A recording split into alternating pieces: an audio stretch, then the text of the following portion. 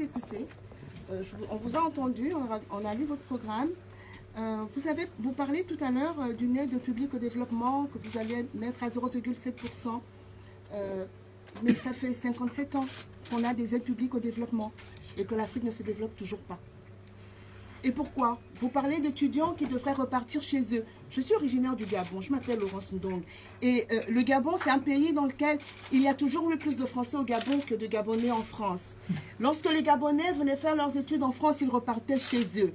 Aujourd'hui, les Gabonais ne repartent plus. Ils ne veulent plus repartir, madame. Personne n'immigre volontairement. Chez nous, nous avons les cocotiers et le soleil, les mêmes pour lesquels beaucoup ici dépensent des sommes folles pour aller au soleil. On voudrait bien rester chez nous. Mais vous savez, et tous les politiques le savent, que le problème de l'Afrique, c'est la malgouvernance. Il n'y a pas de développement sans démocratie.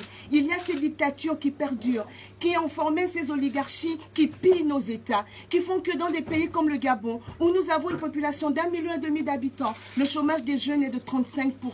Pourquoi? Parce qu'on a une seule famille, les Bongo, qui pillent. Semblerait-il que le père Bongo était ami à votre père. Mais on voit aujourd'hui, par exemple, vous voulez écrire de nouvelles relations avec l'Afrique, mais votre premier voyage, vous l'avez quand même fait au Tchad. Vous êtes quand même allé voir Idriss Déby, qui pour nous n'est pas un exemple de démocratie. Idriss Déby aujourd'hui se sert de la lutte contre le terrorisme pour redorer son image, pour redorer ses relations avec l'Europe. Mais excusez-nous, pour nous, Idriss Déby est un terroriste d'État.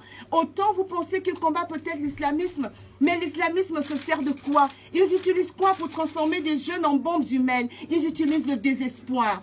Parce que ces jeunes ils ne peuvent pas rêver d'un avenir meilleur. Et qui les empêche de rêver? Idriss Déby au Tchad, Ali Bongo au Gabon, Sassou Nguesso au Congo, Paul Biya au Cameroun. Ils empêchent les jeunes de rêver à un avenir meilleur parce qu'ils confisquent les richesses de tout un peuple pour eux, leur propre bien-être. Et depuis toujours, ils ont été les amis de tous ceux qui sont passés par là. J'espère que vous avez dit ce qu'il fallait dire à M. Déby. Parce qu'après votre retour, moi j'ai 2 amis. Je suis de la campagne internationale Tournons la page. Nous militons pour l'alternance démocratique en Afrique. Nadjo Kaina et Bertrand Solo ont été arrêtés injustement au Tchad parce qu'ils préparaient simplement une manifestation pour demander l'alternance démocratique au Tchad.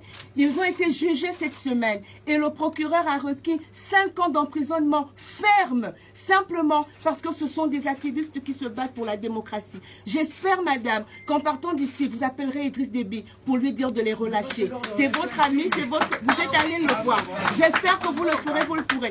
C'est juste pour vous dire, je vais conclure. Le problème de l'Afrique aujourd'hui, c'est la malgouvernance. Elle est tenue par des dictateurs qui organisent de fausses élections, qui les trichent à chaque fois. Mais quand en Syrie, Bachar el-Assad tue son peuple, on est indigné en France. Mais quand Sassou Nguesso bombarde le Poul depuis 1 an, quand Ali Bongo fait massacrer des jeunes dans la rue pour se maintenir au pouvoir, et qu'on a un rapport de la mission d'observation des élections de l'Union européenne qui reconnaît que cette élection a été entachée de fraude grave, qui remettent en cause le processus et les résultats, personne ne dit rien.